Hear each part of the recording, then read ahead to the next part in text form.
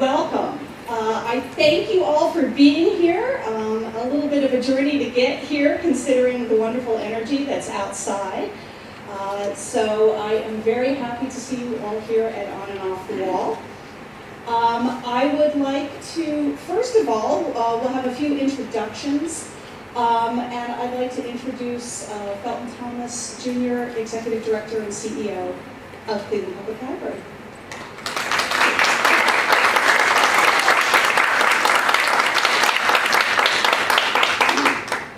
Well, good morning, everyone. Good morning. All righty, we're going to have to do a little bit better job than that. The energy in the room is early. Good morning, everybody. Good morning. Thank you. Yeah. So I want to welcome you to the Cleveland Public Library. I wear the hat for one reason here. Last year, I wore the hat every day, and we got on a hot streak and got into the playoffs. And so I didn't wear it yesterday, so I said, I'm wearing it this morning. So we've got to keep going here with the Indians. Let me ask you a question here for all of you who are here. For how many of you is this your first time in the Cleveland Public Library? Oh, we have a couple. Shame on you. Well, I say that in jest, but Cleveland Public Library is truly a cultural and community treasure. We're very fortunate to not only, as many of you would know and soon, have some of the best collections in the world, including the largest collection of materials on chess in the world, with the third largest public research library in the world, actually in the United States, with over 10 million items here at the Cleveland Public Library. But we also serve as a treasure for art and art. So I just wanted to real quickly tell you some of the things that you can see. If you walk into this main building, you might have seen the portrait of Congressman Lewis Stokes that was created by famed photographer David Fay. Across Holland Architect Central, there's a couple works by doing saying that, opportunity to just walk across the hall and see those. Chris Peacock's Night Sky is in our main building. In the Eastman Garden right now, we have our 5th annual See Also Public Art exhibit with our partnership with Brand Studio. It's Drawing Lines by Ivan Juarez. You may not be able to go out today because it's a little rainy, but you will have the opportunity to go over there. And also, I just wanted to show you the fact that we take art very seriously, that we even put it on our library cards. So I have mine, which is a first in our Cleveland Landmark series, which is a copy of Harvey Picar's Cleveland. If you just want to turn in your library card, you can get this one for free and just get it switched out. Or our most recent one, where we just put it forward, is the Landmark series, Julia Cole's Cleveland. And so she's got her skyline of the city of Cleveland. It's a beautiful card. So if you have a library card, if you don't have a library card, you can just go and get one. If you have a library card, you can just turn it in for free and get the new series.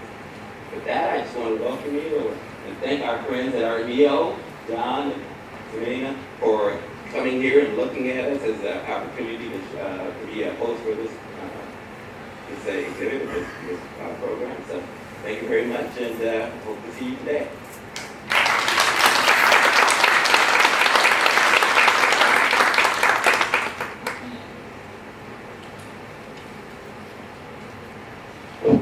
All right, good morning, everybody. Good morning. All right, I'm John Farina. I'm the interim director at ArtNEO, and who's not familiar with ArtNEO? Oh, good, you're all familiar with this. Well, if you're not, we were the Cleveland Artists Foundation. We changed our name last year as a way to reflect the not only respect for our past of the great Cleveland art and artists that we represent, but also moving forward of the growth that there exists in Cleveland art, and a lot of which we'll talk about today. So we're in our 30th year, and I hope that you'll take some time to go to artneo.org, learn about us, join ArtNEO. We do a lot of things that are great. We do great exhibitions, currently one running at Hawken University Circle, and it's a great organization and a very important organization to be a part of. We'll be doing this again as we move through the next year. We start to plan. We hope to duplicate this type of effort so that we do these informative educational forums about art and artists and the visual arts in Cleveland, as well as architecture, and the way all these different things intermingle and align with one another, and how important they are to our city and our region. I want to thank a few people. Cleveland Public Library has been absolutely amazing, so let's give the Cleveland Public Library a big round of applause.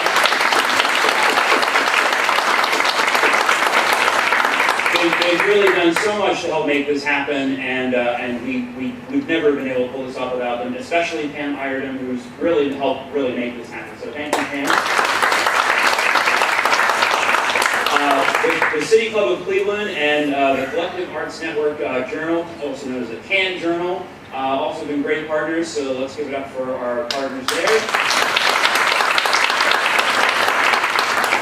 And then we've had some generous financial supporters in Roland Phillip, the Lucille and Robert Crees Charity Fund, Stanley and Hope Edelstein, and Charles Bolton. And finally, WGIZ Idea Stream, the Alvin and Laura Siegel Lifelong Learning Program at Case Western Reserve University. That's a mouthful. And finally, I want to acknowledge to our most recent board chair, James Gibbons, who's in the back of the room there, and our current board chair, Joan Brickley, who is right over here, who've been leading ArtNEO over the last few years and into the next several years. And especially want to thank Nina Gibbons for her vision and her ideas and her vibrancy. This is a woman who doesn't stop. And that's a good thing because Nina is a wealth of ideas and energy for the Cleveland art scene, and we are better because of her. And finally, let's get to Nina Kachmar, who really was the nuts and bolts, the glue that pulled this thing together, the organizer to help make everything move smoothly. So, and she's going to come up and speak next. So thank you very much, and thank you, Sabina, for your great work.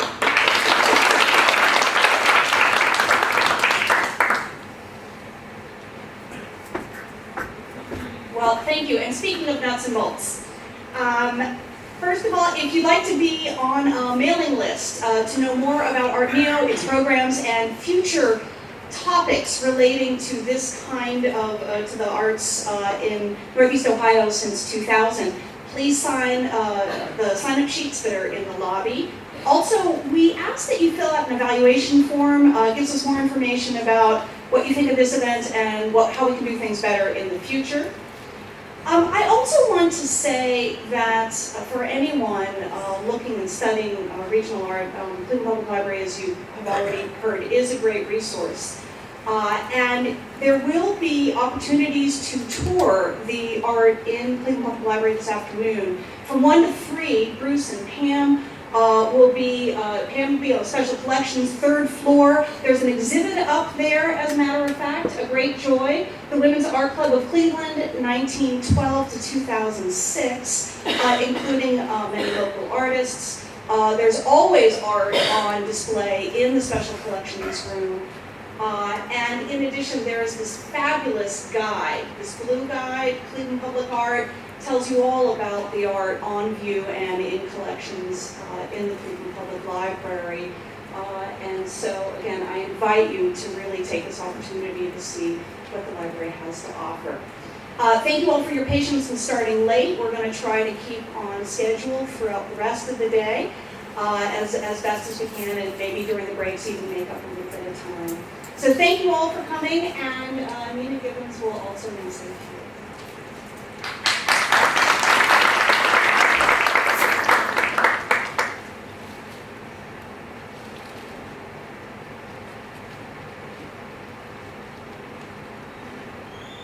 Well, obviously, there's no better place than this to fall on. It's been art-oriented since day one, 1920. So I only want to mention a couple of things that I want you to look up to. Don Harvey's ceiling and Mark Howard's ceiling in the building. So that's just two that were mentioned. So the goals of this is that, you know, history disappears every day. Every generation has to review where we come from, look at where we are, and consider how to move on. How do we get our arms around the many different art forms, materials, technologies, collaboration? What are we we in the community? Where are you? What we're bringing you today is a story of the state of the region, this place. The program elaborates on what's happened in the last 15 years. We did this in 2000 for the 100 years before. Consider how much more complicated it is now. Because this is being given for credit for the architects and for some teachers, I have to read some goals. Understand the components of community behavior necessary to create change in the environment to visualize. Understand the specifics of what's happened in Cleveland to cause proliferation in the visual arts, including the growth of the community development corporations, private, public, art, and architect commissions, and fellowships. And to give you the desire to visit and learn about the significant arts projects in the community, and understand the tools and underlying currents that will be needed to strengthen momentum in the future. So I want to cheer the participants. Before anybody leaves this place, I want you to cheer them now.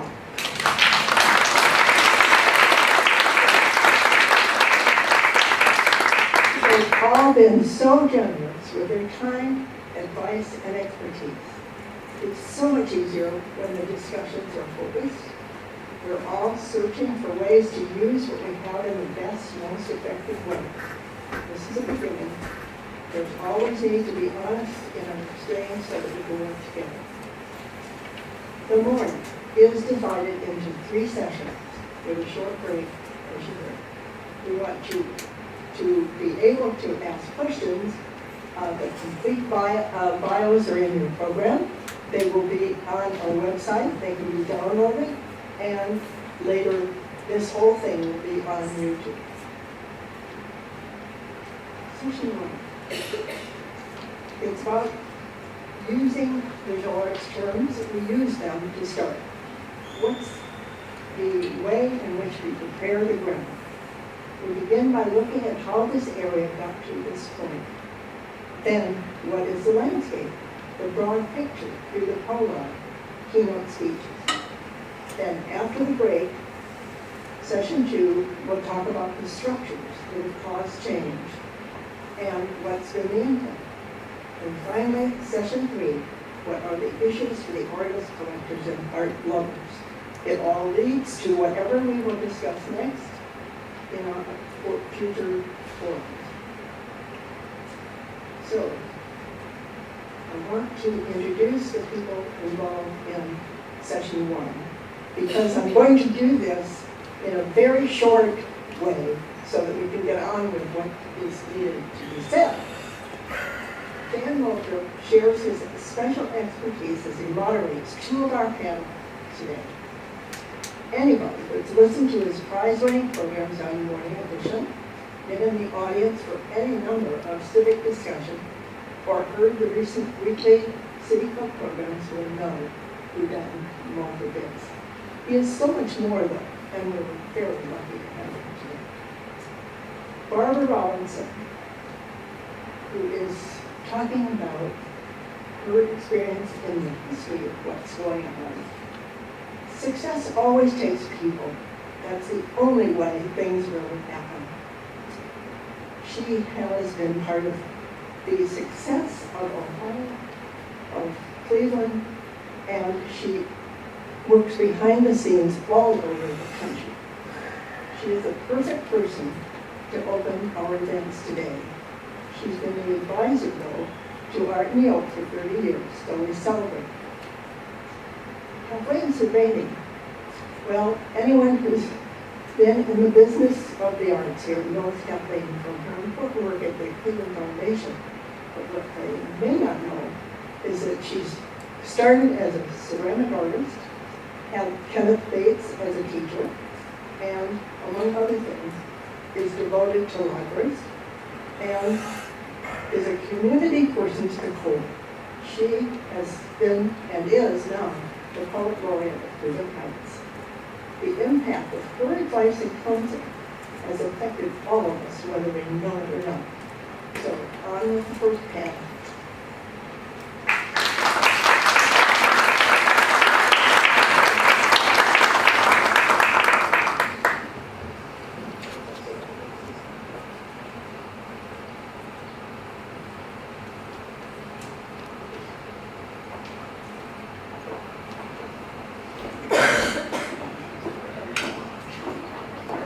Where would you like that to say?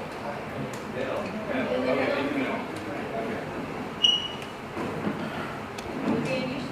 Yeah, I know, I'm sitting next to, so that way on the side. Or you sit right there.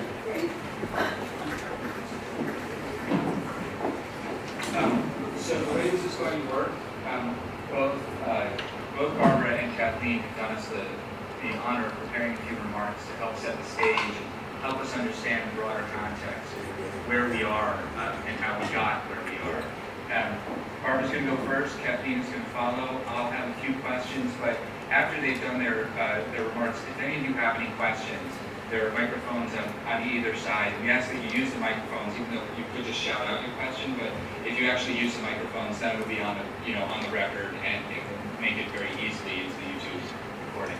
So without further ado, the woman who Chuck Yarbrough says her CV is 7 single-spaced pages of arts advocacy. But anyway, Barbara Robinson, thank you very much.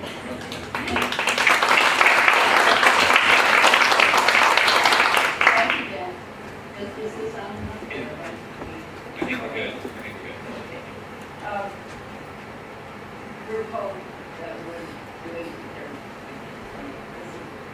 presentation, and I really open the question at but in today's consideration of where we are and where we're going, I really want to go further back to what was a pivotal period probably for me and many others in reviewing where we are, and that is how we got here. And I cannot remember a time in which I was not participating solely in the arts, in which I was not a believer in the importance of the arts. However, as far as morphing into being an active advocate, I was naive.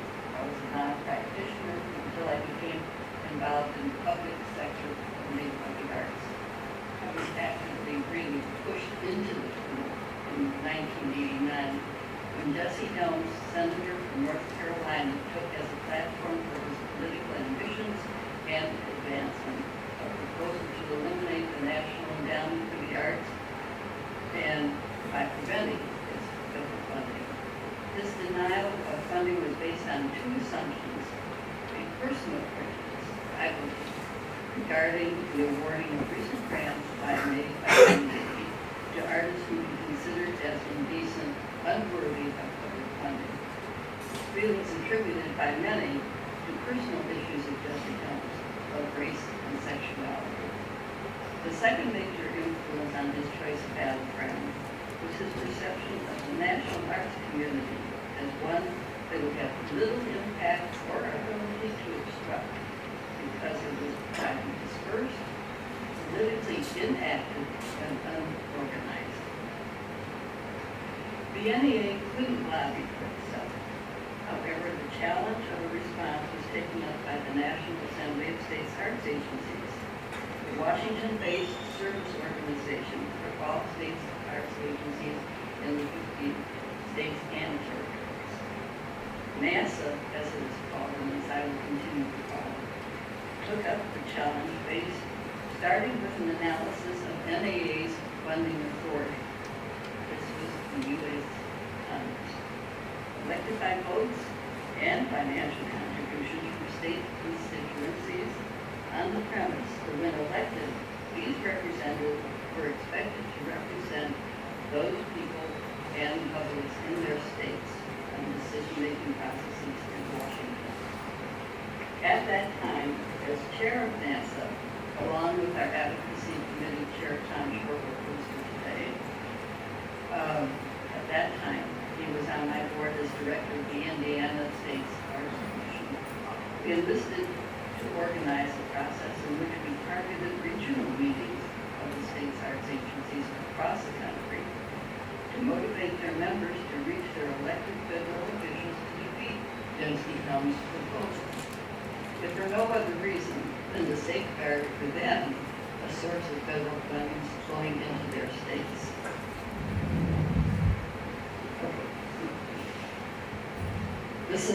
The success of our efforts, in which we were joined in with our activities with other like-minded individuals and organizations, is one of the prime examples that I can give you of the value of arts and artists as advocates. We can't predict the challenges of similar magnitude or even of lesser magnitude. The Helms' proposal, though defeated, did succeed in one area because there's been a mindset change in both funding of individual artists and the artist's role in advocacy affecting change. The results of this rude awakening had the effect of a pebble being dropped in a pond. One of the most striking examples that I can give you today was and is most visible in Ohio. In the 80s and 90s, leading the nation in its reputation and creativity, developing programs to fill the gap in funding throughout the artistic heritage and infrastructure was the Ohio Arts Council. Ohio was the leader of the national arts movement on the state level at this time. It was most recognized for its dedicated programs to support arts and arts organizations in their communities.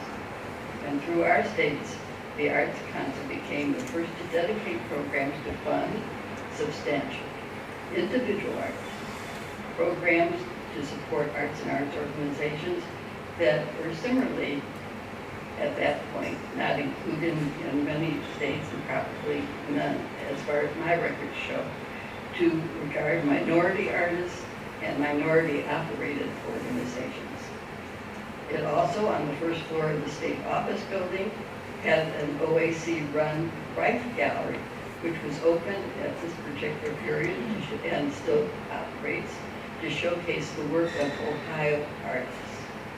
Another first was adding evidence of defined outreach programs, outreach in the guidelines for applications that were filled by operating grants for our major institutions, as well as being a leader in instituting international exchanges to widen the artists' opportunities for increasing audiences and to developing reputations outside of the state.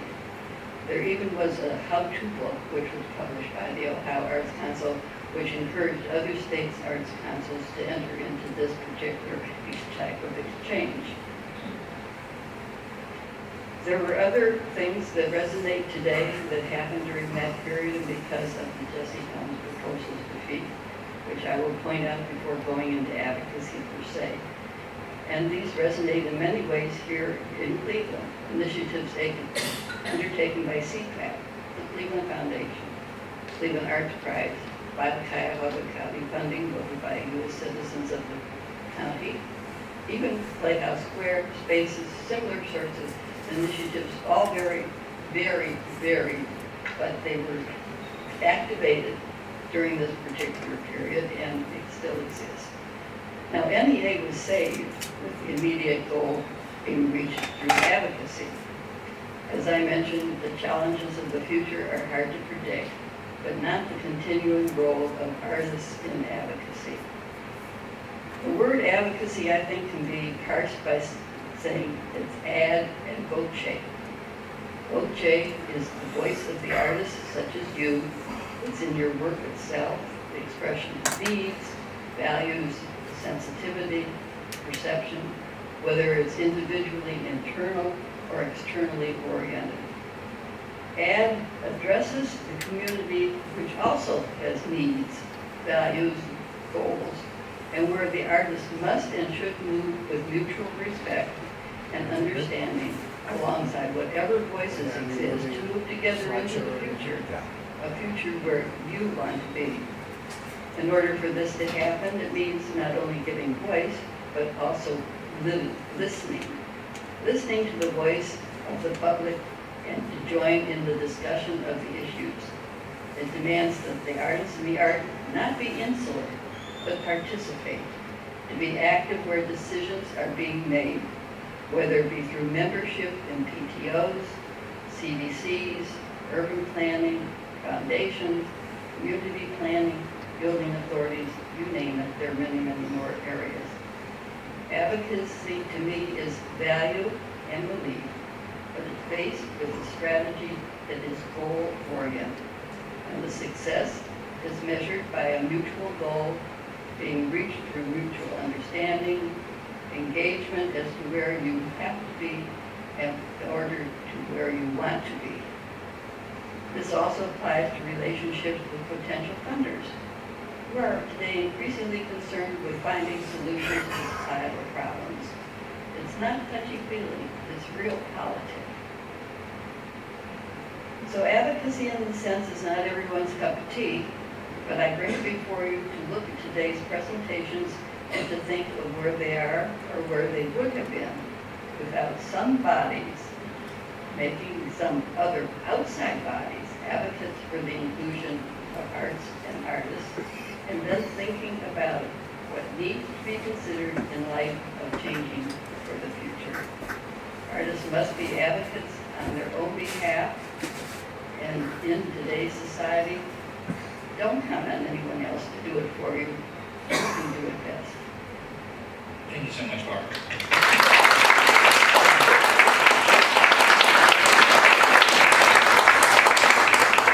Right, call to action.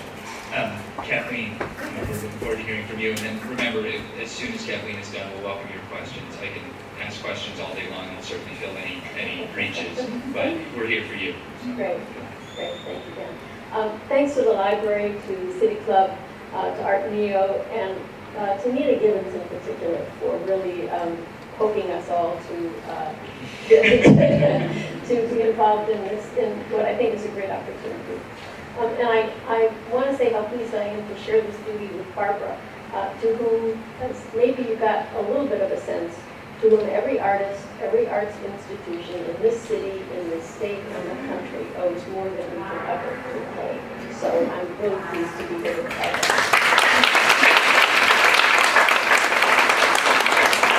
So I'm not really here as a program director for the Cleveland Foundation. I'm really here as a visual artist who came up here during the 60s, 70s, and 80s, and one who's been privileged to be a little bit on the inside of the art scene for many decades, through my early work as a working artist here in town, an arts advocate, and my roles at WCPN, if anybody remembers that, and now at the Cleveland Foundation. So what I have to say is really from that collective personal and professional experience. So to begin, since the word artist is an all-encompassing term applied to painters, sculptors, media artists, as well as to dancers, choreographers, musicians, composers, writers, actors, and playwrights, it's important to understand that the environment within which the visual artist works is distinctly different from that of the performing artist in particular. For those pursuing a career in the performing arts, there are existing jobs in creative businesses that offer employment, ways to potentially make a living. Dance companies hire dancers and choreographers. Theaters employ actors and playwrights. Orchestras and chamber ensembles hire musicians. Actors and musicians even have unions that assure that they're paid a living wage and qualify for health benefits. There is no comparable structure or job opening to which a fine art visual artist, a studio artist, might apply to or audition for. As a result, visual artists are more like for-profit entrepreneurs, sole business people who must both produce and market their own products, products which are often very intimate surrogates of themselves.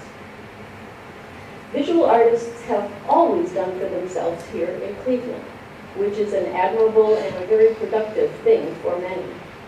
In my day, there was NOVA, the new organization for the visual arts. NOVA before PBS's NOVA, I should say. NOVA was an artist-run professional development and services nonprofit for visual artists. NOVA partnered with volunteer lawyers and accountants for the arts to teach artists business practices. It sponsored juried exhibitions, hosted peer critiques, and providing information on upcoming competitions and exhibitions. Today, we have the CAN Journal, an increasingly robust convening, communication, and marketing effort actively supported by the visual arts community. However, when you think about cities that are prominent centers for contemporary visual arts, Cleveland does not necessarily lead to mind. So what are the characteristics of these other cities that make them work as well-known visual arts centers? Are there things that we are missing here? In some cities, artists, collectors, and tourists can access a more structured and organized street-level gallery scene than we have here. There's often a defined and city-promoted gallery district with many different kinds of commercial galleries creating an economic and place-making benefit, as well as an acknowledged tourist attraction for the city. Now, Cleveland, as we all know, is a city of neighborhoods, and they are full of galleries. Here, instead of a single defined gallery district, we have many spread out through Tremont, Little Italy, Collinwood, Midtown, West 78th Street, among others. We have the very well-attended Sparks City House coming up next week, I think it is, which tours these districts, and it's a really great one-day event for locals. But it doesn't work as a promotable tourist attraction or a tour opportunity for really serious art patrons. And there's a difference in the kind of galleries in prominent visual arts cities. In the professional gallery districts of some other cities, there are many gallery owners that are committed to a stable of artists, curated and selected in accordance with the gallery owner's specific focus and expertise. As a result, art collectors have a known place to go to shop for what they like, and have guides and advisors to help them with their investment in art and artists. These gallerists are sort of like literary agents, advising patrons, but also the artists that they represent, and promoting them more broadly than the artists can by themselves. We do have a few of these professional artist agents, if you will, here, but they also are spread across the broad geography of the city, and my guess is you can call some of them to mind. Most of them are focused primarily on promoting local or regional artists, which is a wonderful thing, but they may not reach much outside of the region with that promotion. So I don't mean all of this to sound like a bad thing. It certainly is not. We owe these gallerists much in their commitment to promote and support our artists in our hometown. But it may not be enough to meet the objectives that this symposium is seeking to address. I certainly have to recognize the incredibly robust artist-run gallery scene here. Artists operating their own galleries and sharing the exhibition and sale of work with each other is a very important grassroots element of the arts infrastructure, and it always has been. In fact, the liveliness and the energy surrounding this element of the arts infrastructure is a part of why we're here today. And I also have to note the established nonprofit institutions like Spaces and MoCA, which are also really critical to that infrastructure. If we didn't have these institutions, we would likely have to invent them in order to have the sophisticated and diverse array of elements that are needed to complete a professional gallery environment. So we're really ahead of the game on many fronts. But also in cities that we consider important visual arts centers, there are organizations which sponsor national level and even international level competitively curated exhibitions or prizes or festivals in the visual arts. Think Spoleto, of course, and think of the Venice, Sydney, Singapore, Vancouver, Dakar, Biennale. Also the smaller, more focused competitions. One that is dear to my heart as a former ceramic artist is the John Michael Kohler Ceramics Invitational in Sheboygan, of all places. The Kohler Manufacturing Company that makes toilets and sinks and so forth has this amazing art center to which they competitively invite artists to come and use all the facilities of the of the Kohler Ceramics Factory to produce work, hold exhibitions, write catalogs. It's a very prominent thing in the world of ceramics. Even the Three Rivers Art Festival in Pittsburgh, the Ann Arbor Arts Festival, and others are things about which I'm talking.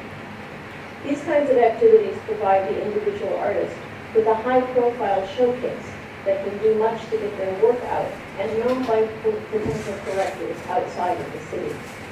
They also put these cities on the map as important centers for the arts in the eyes of a national and international audience. And I would say locally, for example, the really high-profile Cleveland International Piano Competition that takes place here every other year is one of the things that makes Cleveland such an internationally prominent and respected classical music city.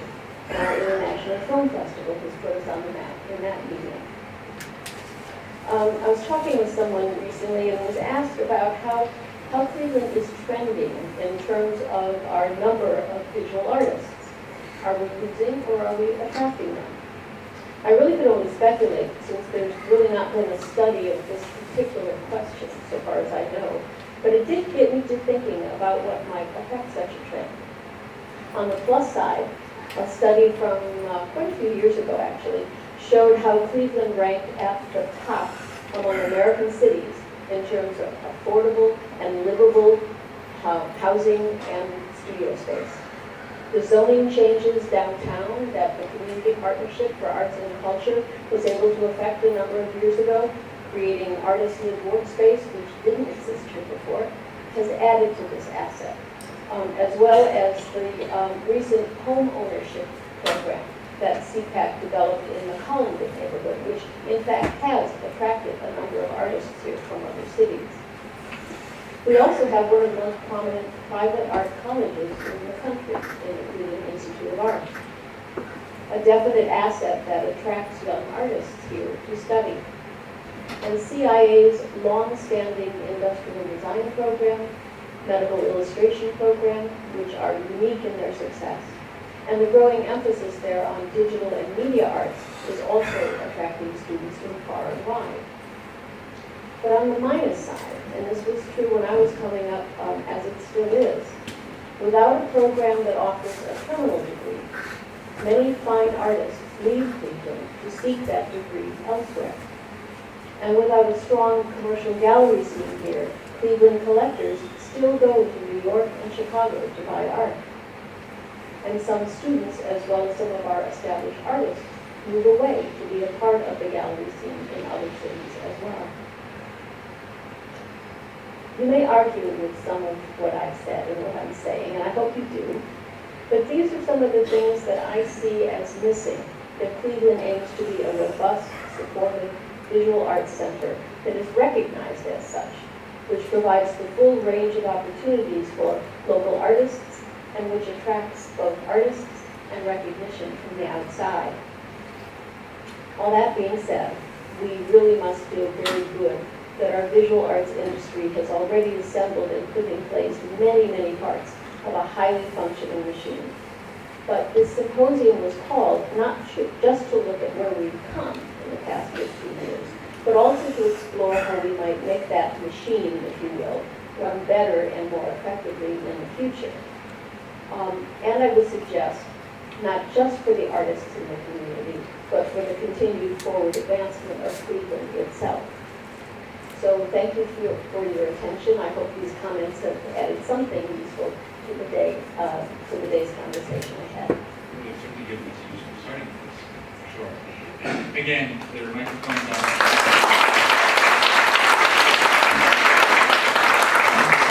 Microphones on either side. When I see somebody standing at a microphone, then I don't ask a question, and you do. How much time do we have to speak? We have about 20 minutes. About 20 minutes, okay. So, Barbara, you seem very, well, your comments focused on the role of advocacy that has, and the role of advocacy is really growing everything we have and allowing Ohio and Cuyahoga County in particular to be a leader in public sector funding for the arts in many ways. Kathleen, your comments focused on things we're missing by and large. But I want to ask you both generally, and looking at where we were in 2000 and where we are in 2014, do you feel good about the work you've accomplished and the work that other people in the room have accomplished? Kathleen, I want to start with you because your comments are sort of negative. Well, I thought one of the things that would be useful to this conversation is from my perspective, to say some things that I think And we appreciate it. There are too many times we have these public gatherings We're all where we patting don't, ourselves and on we the don't back, say yeah. what's on our mind, and we don't call people out for the things that should be happening. Right. The reality is the visual arts community here is so much more vibrant and active over the past 15 years than it was before. The thing I see is the energy in the individual artists, particularly among the younger artists, but also some of us older folks, to come together, to work together. The spirit of partnership and collaboration is something that I don't remember seeing from my days in the community. Artists working and living together, working across disciplines. And to Barbara's comments, I think there is much more of a spirit of being in community these days, and not so much isolated in your own little studio space, working on your own enablement and stuff. So I really do think that there's a much more open, vibrant, active, collaborative spirit in the arts than I had seen before. Which is a lot of the groundwork that would be necessary for some of the improvements you're talking about. Yes. Barbara Robinson, what about you? I mean, you've been doing this work for, you laid so much of the groundwork. Just say a long time. A long time, you're so long. We're so indebted to you. But you laid so much of the groundwork for all the accomplishments of the 20th century, really of the late 20th century here locally. And then these last 14 years have been very, very significant. There's been a lot of changes as well. How are you feeling about it? And I too feel very encouraged about them, but at the same time I feel that we live right now in a time in which the challenges are not just accountants, but the challenges come from a community which is beset by its own problems and its own concerns for growth, development, of recognition on the national and international scene. And as these problems are addressed, the artist's voice is not often heard as a possible solution and as being involved in the solutions. And I don't think that we are necessarily approached as artists to make a commitment to being involved in the decision-making process.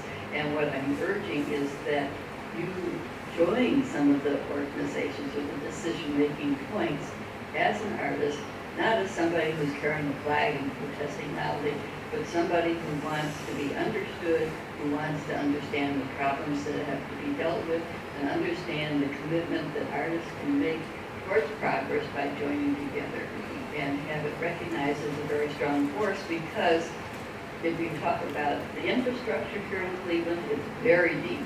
If you talk about national leadership, some of the organizations, it's very secure. But as a community, I think we all have to work together. Sir, you have a question? Yes, James Alexander. I appreciate it. I have to say this, I've only been here about 10 years in Cleveland, and I got here 10 years ago. It just seemed to be the sorry state of affairs. Now, I think you've got so much to be proud of. The town is so vibrant. I mean, they keep pouring money in the courthouse square. The roads are so much better. Everything that goes out to the Cleveland Clinic is incredible. I mean, you've made so much progress. You should give yourself a pat on the back. Everywhere I go during the week, sometimes, I mean, there's either music, there's art, there's so much going on in this town. It really is like the Midwest, New York City. Why do you want to be like New York City? I mean, I can see where you get, you think, but you're Cleveland, and this. So are you, sir. Despite what your sweatshirt. That's all I got to say. Thanks. Thank you for your comment. It is true. I mean, there is. We have collectively as a community, thanks to so many people in the room, have come quite a long way. We have indeed, and I think the energy that we're feeling in the arts community is part of the general energy that we're seeing in the city itself. And I think this really is a great opportunity, and I think it's wonderful to have this conversation about, okay, so what is the artist's role moving forward to benefit not just themselves, but the community itself? Yeah, could I ask, I want to get to your question in a second, but I want to ask you to put a finer point on your comment about artists getting involved. And I think that some artists in the room may be wondering, okay, what organization should I be a part of? Where should I show up to speak to whom? How do I become the advocate that you're calling on me to become an advocate? I think that's up to you in a way, but I see we are making advances, and we're trying to make even more in the educational system. There are subdivisions that are just around the corner from you, the PTOs. Join them, be a voice in how they're going to participate. There are a lot of community development organizations that I know I work with and thought of you do too. But when you're looking at your community, where is it that the artist can make a point of being helpful and join, sitting at the table? We used to always say sit at the table, but I think that is two things. You sit there and you listen, but you also participate. And there are things that you can add to the quality of life. You can add to artistic equality. You can add to things like after-school activities, keeping kids off the street, keeping violence at bay by some of the things that you do. You can also add to attempts to beautify the landscape, to beautify the streetscape, to work with renewal on fronts, artist fronts, but not artist fronts, but artistic fronts of buildings that contain maybe your galleries and other things. There are little things that are mentioning. That's why I say Jesse Helms was a very national, big challenge, but I think we have small challenges in what we need every day, and there are small groups of people that you probably know exist that say, hey, I'm here, I would like to be a part of your talk, and please include me. I think you have to make the effort, and that's what I feel very strongly. I feel in many instances they're not coming to you as an artist. They might come to you in some other form, but I think you have to go as the artist coach or voice. You know, I think how different the world might be, how different this country might be, if artists, as artists, were on the boards of our local libraries, on the boards of our local school boards. I think the conversation would often be very different around curriculum and what is offered to children and what's needed in their development. The work that CTAC has been doing over the last, the kind of the Community Partnership for Arts and Culture, there it is, has been doing over the past few years with reports about the role of arts in economic development and development generally. It's been, I found it personally, changing my perspective on the role of the conversations that we have, to the point where I have become a believer that if we're having a conversation about development and arts isn't at the table, it's not a complete conversation. Correct. And I have found in my conversations with public officials too that that is the frame, that's the way people increasingly see this, which I think means that if an artist, that one thing an artist can do is just call up your representative, call up your council member, give them a tour of your space, and tell them stories about the work you do and the impact it's having.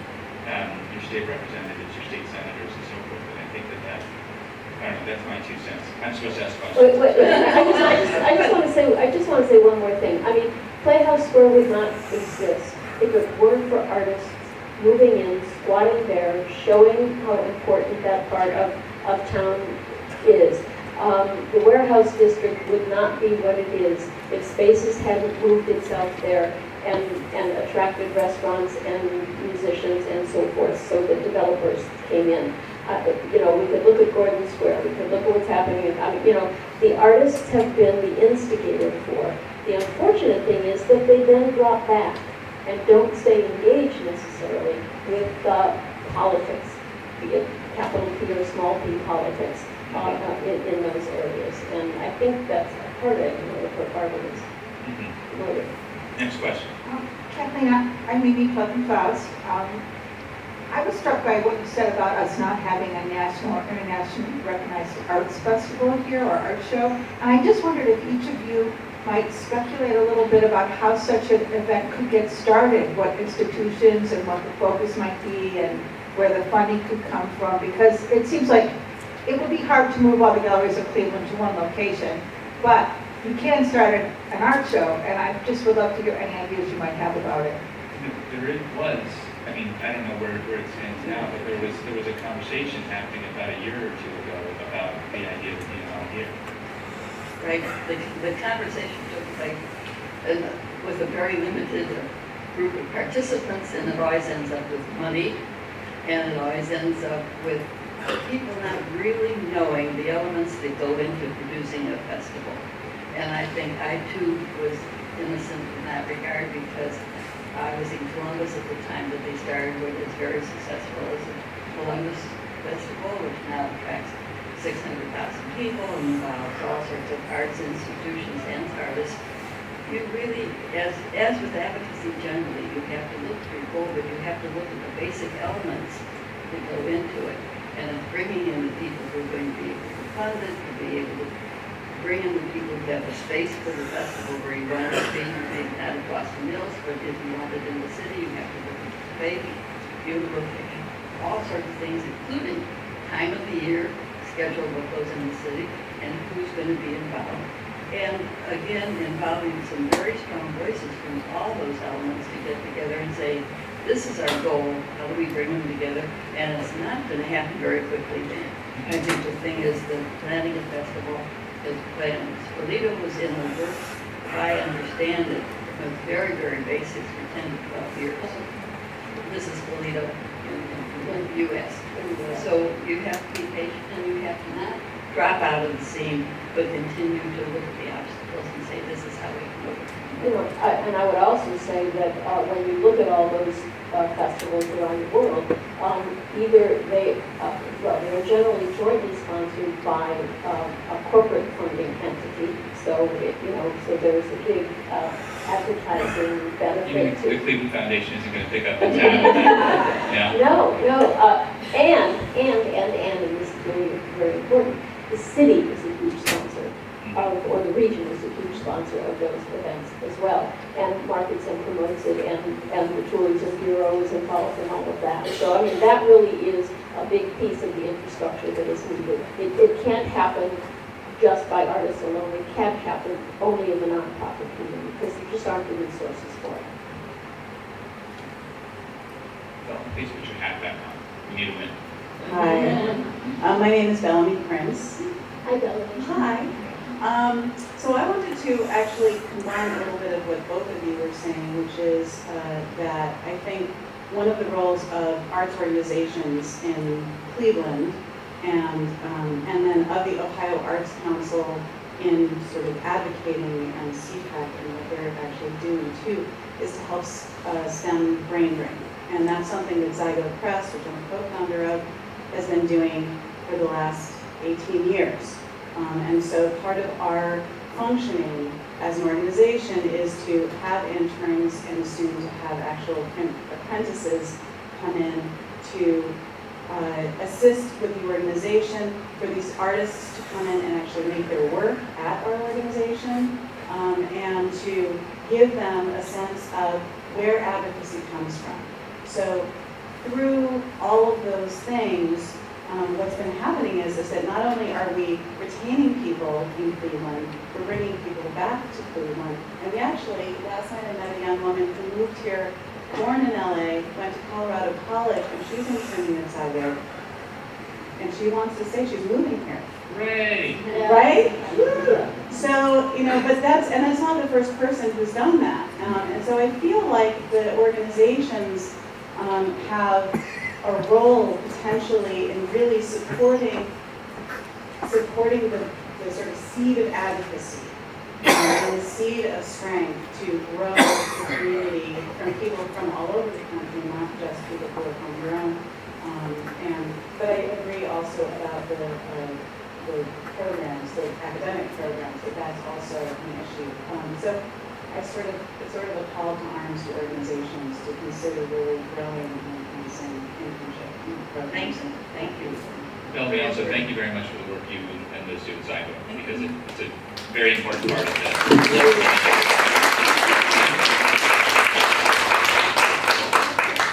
Hi everyone, I'm Tiffany Graham from Lane Studio, and you'll be hearing more from me later, but I didn't know if I would have a chance to bring this up. And Lane Studio is an organization that does a lot of the work that Barbara was talking about in terms of connecting artists to opportunities in their communities, to do enhancements in streetscapes and be part of the fabric of what their communities look like. And I think as artists, it can be really easy to talk yourselves out of making a phone call to an organization like us. I see a couple artists in the room who we've worked with, some of you more than once. And a lot of times it was just somebody saying, hey, can I come show you my portfolio? Will you come visit my studio? And the more we know about what you're doing, the more we can connect you with opportunities in the city. We try very hard to go fishing sometimes, but it's a lot easier when the fish come to us also.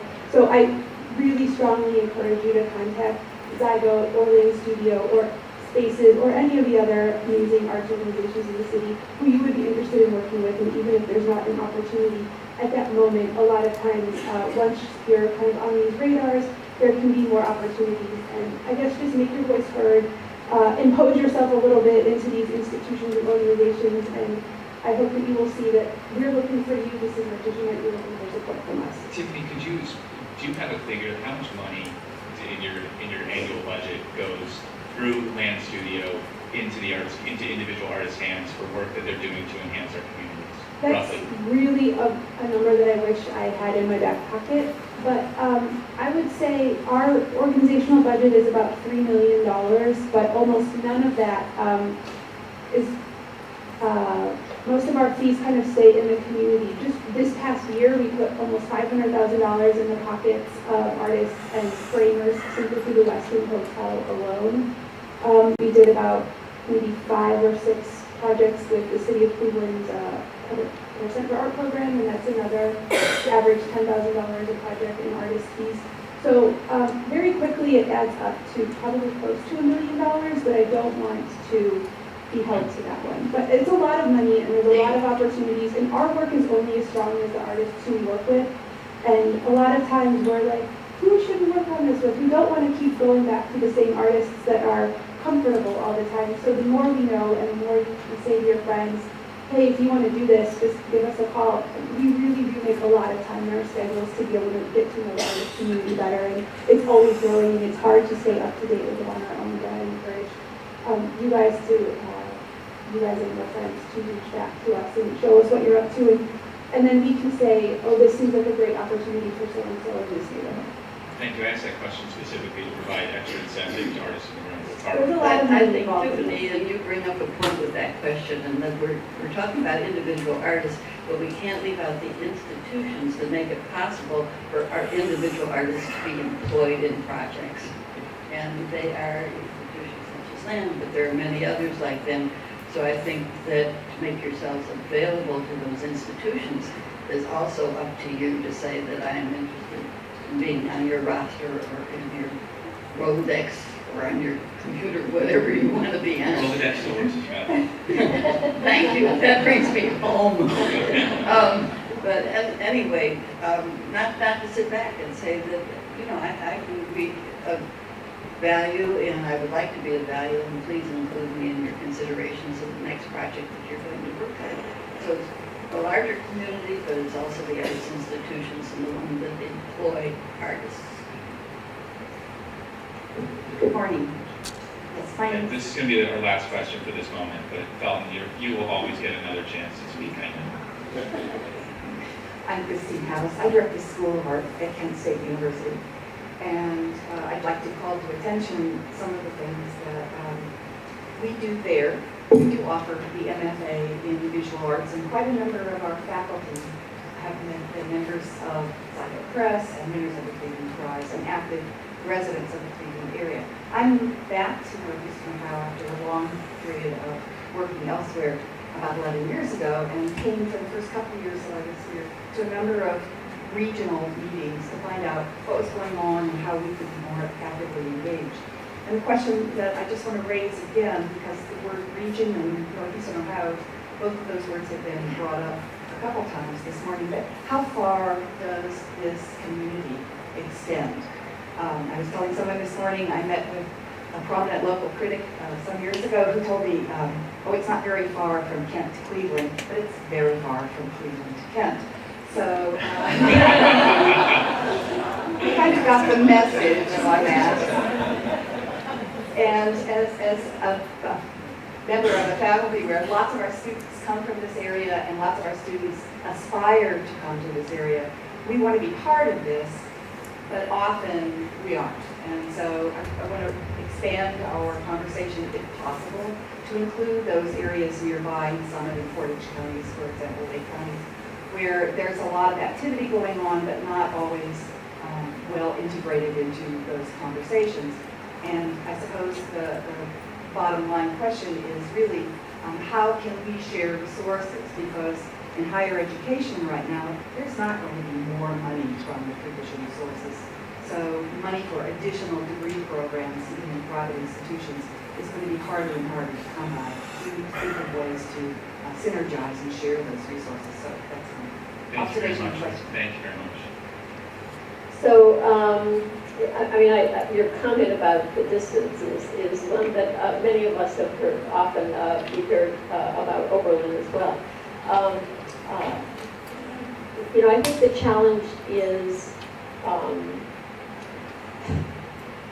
the challenges have to do with the relationship between the vibrancy of that the individual artist can bring to a community and what that community is. And I guess I have to say that the focus right now, certainly for a lot of us, is the city of Cleveland. That you cannot have a healthy region without a healthy, vibrant center city. And I will say, in recent years, the conversation really has been focused on Cleveland. So, however, that being said, looking at Kent and Oberlin and other areas that one would consider to be within the region, and the relationships that we can develop there, and the benefits that frankly can accrue back to the center city, is a conversation worth having. And so I really appreciate you bringing it up. I'm very well aware of the MFA program at Kent State University. I just can't resist Kathleen.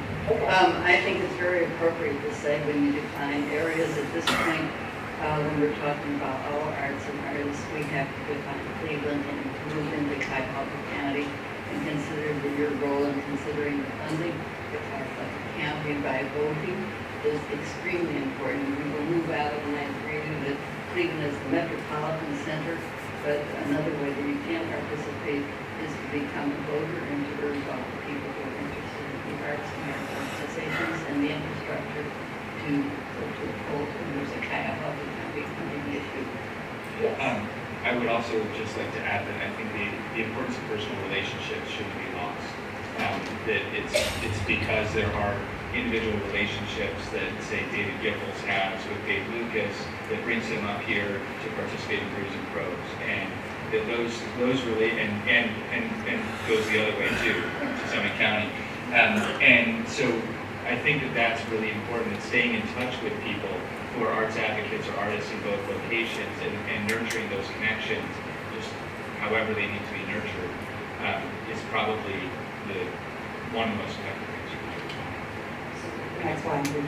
Thank you for coming. I think we also get another round of applause for our panelists today.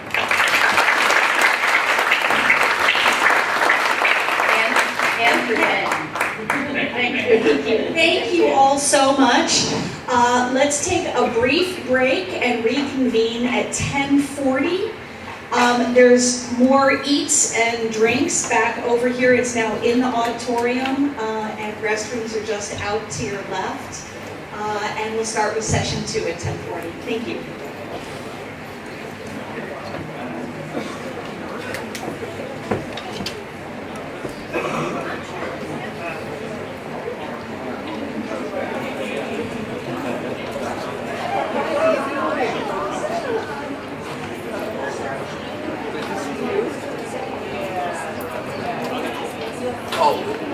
I was not sleeping. Yes, don't stop.